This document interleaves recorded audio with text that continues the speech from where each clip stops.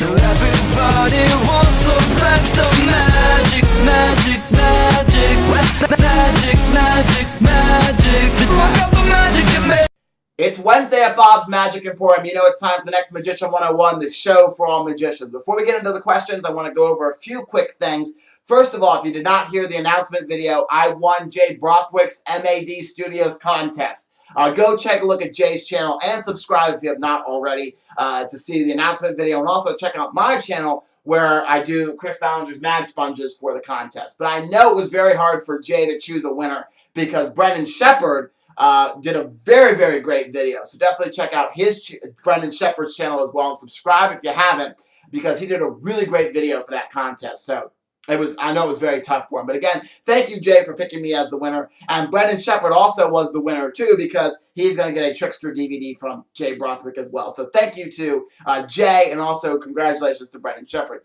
Speaking of Brendan Shepard, if you did not see the video on my channel, I met him at Starbucks last Saturday. It was very fun to meet him for about a half hour there at Starbucks. We hung out, had a magic session. And he was also in this Monday's, which just happened 2 days ago, Magical Mondays video. He did the Kaleidoscope Cards Elite, a very good performance of that. So check out that video that was posted 2 days ago, and then the one that was posted last Saturday of me meeting him at Starbucks doing a Magic Jam session. So very, very cool.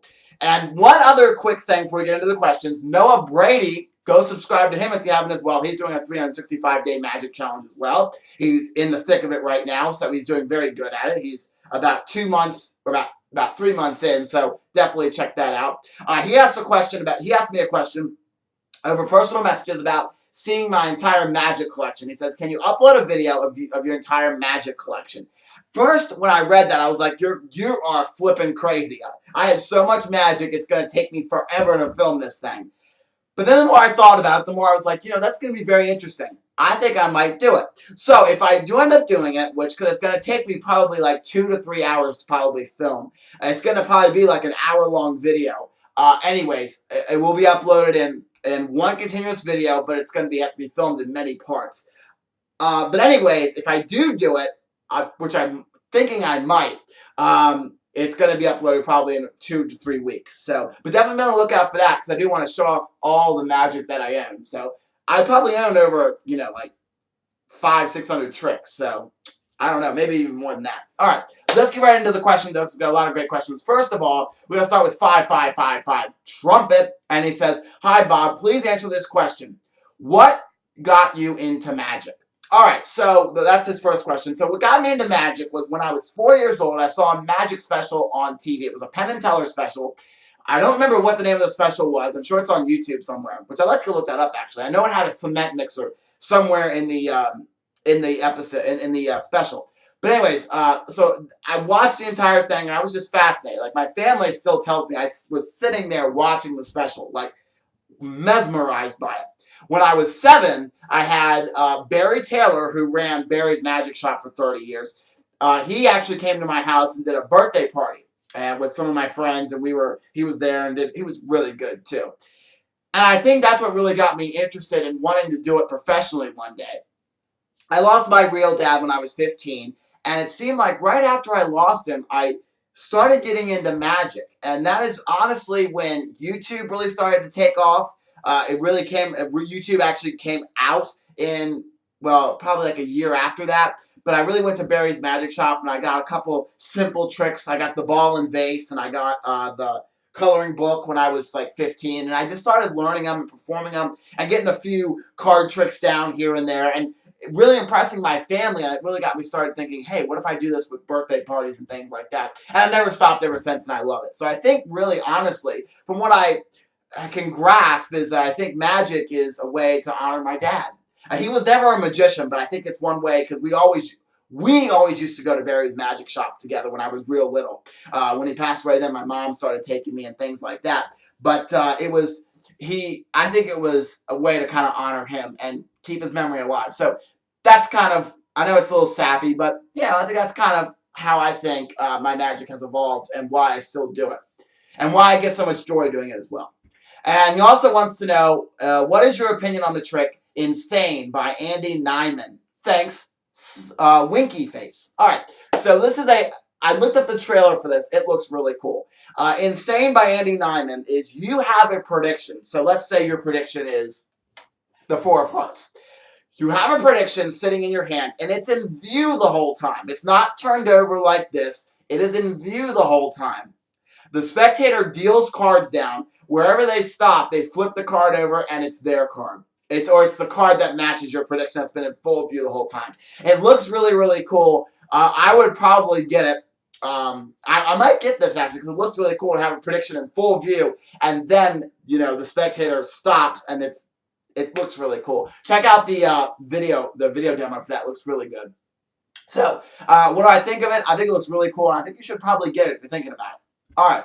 The Magician PR says, what are not so expensive, really awesome tricks? 4 question marks and a lot of smiley faces. All right. So, some really good tricks that are not expensive. I have to first start off by saying Mad Sponges is a really awesome trick, but it's like $60, so it's really expensive. But if you want to splurge a little bit, get a set of Mad Sponges. But some really awesome tricks that are not expensive, I talk about this one all the time, is Forced Outcome by Chris Ballinger. It is a really great trick, and it's only $4.99 an instant download on Magic Geek. It is fantastic, and I use it all the time. Me and Brendan Shepard talked about that last Saturday. We were like, he told me, when you first told me about Forced Outcome, he said, I don't think it's going to be a good trick that you really rave about it. And then he started doing it, and he's like, yeah, I see why you like this so much. So check that one out. Anything by El Capitan Magic. Frayed Knot, Triumph Deck, Kaleidoscope Cards Elite, 6-card Repeat, $2 Twister. All of those are really inexpensive, but they're really good. Any Chris Ballinger trick is really good as well. Some of them are a little more expensive, like Redemption, but like Antac's only like $20. That's a really great trick. Let's see. Mustache is a really good one. I'm trying to look in my case to see what else. My Pet Boris Magic Spider, if you want to freak some people out, that's a great one too. The day after Christmas, I posted a video of me doing My Pet Boris Magic Spider for my aunt. So go check that out. You can see her freaking out. And everybody I've done it for freaks out. Another really good one is the 3D Rabbits by Goshman. Those are another really great trick. And that's only about $15, so it's not that expensive. Any SpongeBall tricks are really good as well. SpongeBall box costs you about $13, $14, not too bad. So there's a lot of really great tricks. And the best thing about Magic Geek is you can go to whatever magic you perform the most. So if you do a lot of card tricks, you can click on their card section. There's a price filter range. So you can filter between, like, I think it's 0 and $99.99, then 10 to $19.99. You can filter it so you can see all the good tricks in your price range. All right. Let's see. We're going to go to Jay Brothwick next. Now, I know I usually save him for last, because I want to do the next question last. You'll see. Jay Brothwick wants to know, hey, mate, what do you think of Tenyo Metamorphosis trick? I am fascinated with this trick. I have been checking eBay daily to see if any of these Metamorphoses pop up on eBay, because you can't buy Metamorphosis on any Magic website. You cannot buy Tenyo's Metamorphosis. It has been discontinued, and it's a very rare piece. But I've seen magicians do it on their YouTube channel. I typed it and looked it up. It's a phenomenal trick. It works just like the Metamorphosis trick, where there's 2 little balls. There's a black one and a red one. The red one goes inside the box. The black one sits on top of the box. You take this little curtain, raise it up, you bring it down, and when you do, the red one is now on top, and the black one's inside the box. It is really a cool trick, but I really want to find it on eBay. So hopefully one day I'm going to find it, because I really, really, really want to get it. So we'll see if I find it one day. But it looks like a really good trick, and I really want to get it. So if you know a place to get it, Jay, post it in the comments below so I can buy one, because I really want one. All right, and he wants to know, what do you think of the Ultimate CD Production Kit by Will Tasai? All right, this looks like a trick that's really cool, but reading some of the comments on some Magic websites, such as Penguin Magic and some other ones, people say you got to have the right kind of CD player and everything. If you don't, the trick won't work, and the trick doesn't work all the time because the CD sometimes doesn't play. And if you have this big climactic reveal of, hey, you need to play this CD and it doesn't work, then it's not a good trick. So from what I've been reading online, the trick looks cool if it works. because like you can have a CD with a prediction that you hand to somebody 3 weeks in advance before your show, and then you play it the day of the show, at the show, when you're ready to do the trick, and then it's whatever prediction. So like Wizard Product Review reviewed this one time, and they had a prediction where it was some guy's lunch order. It was like a plain turkey sandwich, something, and then a bottle of Coke. And, you know, it was right, and it was on the CD, and the guy was freaking out. But some people say it's not worth it, so go check it out, read the reviews for yourself, and see if you think it's something you might want to get. And he also wants to know, what is your best trick that you have that you think your audience likes? Thanks, mate. All right, so it depends on who you're performing for. Like, if you're performing for a lot of kids, then some good tricks that they like are like the Run Rabbit Run, or the Hippity Hop Rabbits, or the coloring book is really good, or any kind of dream bag routine. Families really like stuff like the Hippity Hop Rabbits. They like Rocky Raccoon's a good one. You know, Counterfeit Detector. This one here, Stratosphere. A lot of the good ones for families. And for adults, you want to do more. Sometimes I don't know if your style is risque, but if your style is risque, do something like some kind of version of Sam the Bellhop, where, you know, they talk about adult themes, or like Redemption's a good trick to do for adults, because it's one of those tricks, especially Redemption. When they see you tearing up the card, and they see it visually tearing, and then you restore it, very, very cool. So there's a lot of great tricks but I have to say, probably my best trick that I love doing, I think my audience loves too, is Forced Outcome. Sorry, I talked about that a lot, I know. All right, Mr. Tadpole221 says, thanks for the information. I think I'll get Vanishing Bandana and Frayed Knot. Very cool. I do want to say, though, if you haven't gotten it yet, don't get the old school Vanishing Bandana. There's one of them on Magic Geek. It's the new Vanishing Bandana, where you can actually use a cell phone, and you can call a phone number, and you can play it over your cell phone or something like that. So you don't have to use a CD or cassette tape. Back in the 90s, they had cassette tapes for those. But you don't have to use CDs. You can use your cell phone, or a spectator's cell phone, or you can use a landline phone, which is really cool. All right. So he says, this is the reason why I wanted to save this question for last, because he says, could you teach us an impromptu card trick? Thanks. All right. Well, I am doing the School of Magic, which is where I'm doing revealing of tricks and doing easy tricks. But I will do a trick I really like. This is one that Ed Marlowe did. But it's a classic of Magic. It's been around forever, but he put a new spin on the ending. So this is the 4 bank robbers trick. Everyone knows this trick, but it's got a little bit of a spin on it. So let me show it to you, and I'm going to teach it to you really quickly. So I have 4 jacks, and they're going to represent bank robber. I'm sorry, I mean 4 aces. Sorry. I haven't done the trick in a while, so if I mess up, I'm sorry, because, you know, I forget sometimes, because I haven't done it in a while. So the 4 aces are going to represent bank robbers. And they're going to go on top of the deck just like this. And the deck's going to represent the bank they're trying to rob. The first ace goes right here somewhere at the bottom. The second ace goes somewhere right here in the middle. And then towards the top goes the third ace. And then the last ace will stay right here on top. Oop, there we go. So the police come. I'm going to make my world's worst police noise. There, police car. And they have to get to the top of the bank really fast, so you give it a little snap. And then the 4 jacks, there's 1, there's 2, there's 3. The 4 jacks have appeared on the top of the... I'm sorry, not the 4 jacks. Dang it, I'm so sorry about that. Not the 4 jacks, the 4 aces appear on the top. Sorry. Actually, no, I'm sorry, I'm doing the trick wrong. I am doing the trick really, really wrong. I'm so sorry about that. Here, let me try something a little different. Let me give them a little shake, because they really are supposed to be jacks. That was my fault. They're supposed to be jacks, and that is the 4 bank robbers trick. Kind of done with a little twist on it. So, everyone knows the 4 bank robbers trick where, okay, let me get this set back up here. You have the 4 jacks, and then you have your 3 cards that sit behind the 4 jacks. When you fan them out to make it look like there's just 4 jacks. You make it look like that, but you know there's 3 more cards back here. The setup for the trick goes like this. Your 4 jacks go on top of the deck, like this. Then you have your aces. Then you have your indifferent cards behind your aces. Now, you can have this sitting on top of the deck, but you have to get all the cards from the aces to the top up. So if you do this, you have to actually go through and spread through until you find the 4 aces and these cards. So what I like to do is just leave these 4 cards sitting right here off to the side. I'll get them ready, set them off to the side. Now all you do is you just spread these cards over like this, and that way you can show that there is a little bit of a gap right here at the top. You might be able to see some extra cards, but trust me, your spectators aren't going to see those extra cards unless you have it like really spread like that. But if you just have it like this, trust me, they're not going to see those extra cards. So you show the cards and you talk about how the 4 jacks are going to represent bank robbers. Keep referencing the aces as jacks. Normally, let me start that again. Normally, I'll start off by saying the 4 bank robber trick. Everybody knows this.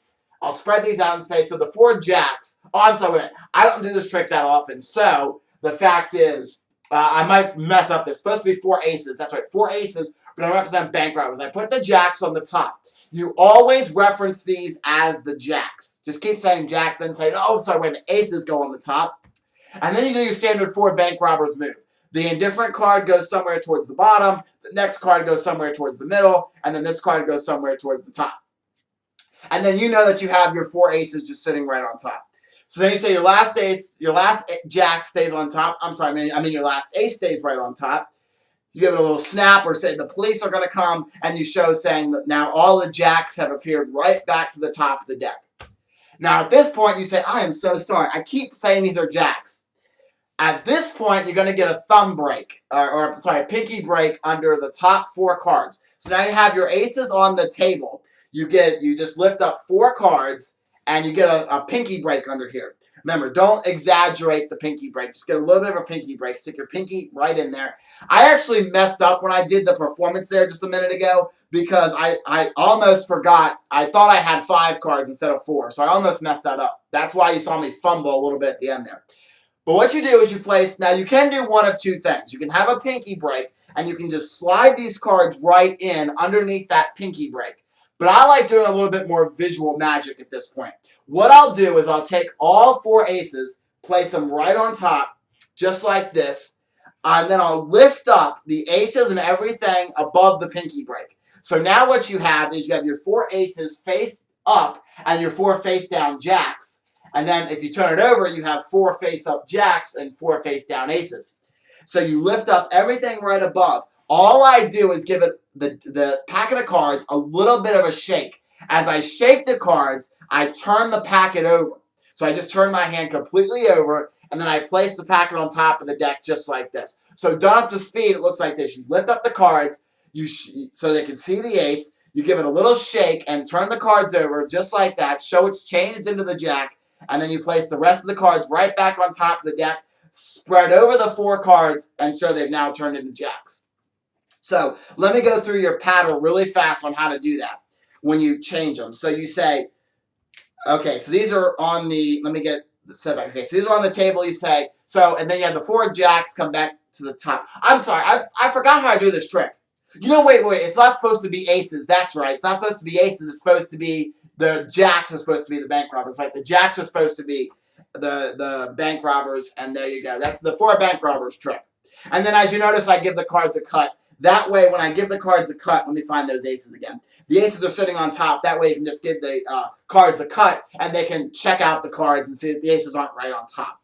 So that's the 4 bank robbers trick. Very impromptu. You just got to make sure you get the cards set up. But no card trick is really impromptu, except for Chris Ballinger's Forced Outcome, really. I mean, there's a lot of impromptu cards. Like, we don't have a borrowed deck of cards, but you have to set up the cards sometimes. But that's pretty easy, too, because to get these cards set up, you can do it right in the middle of talking about the cards. Because you can, normally what I do is I just get the cards up. So I'm going to set these cards up, and I just find the jacks and everything, and I just move them. Well, I find the jacks, move them to the top, and then when I do this version of the routine, I find the aces. Let me get the aces in the middle of the deck here. What I normally do is just find the aces, and I just push them straight up like this. So I just go boom, boom, boom, and then I just moved all this stuff right to the top, which, you know, is pretty easy. So that's the impromptu card trick. Hope you enjoyed that little card trick. Make sure to check out the School of Magic for even more easy tricks you can do.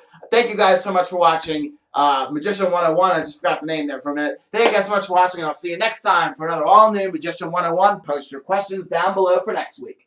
I pour it right inside of here, and notice that the milk Of course, you get the 2 tubes, and you get a certain amount of bottles. Let me grab one of the bottles. Series on my channel where every single Friday I'll be uploading a brand new video in which I'll teach you how to do an easy magic trick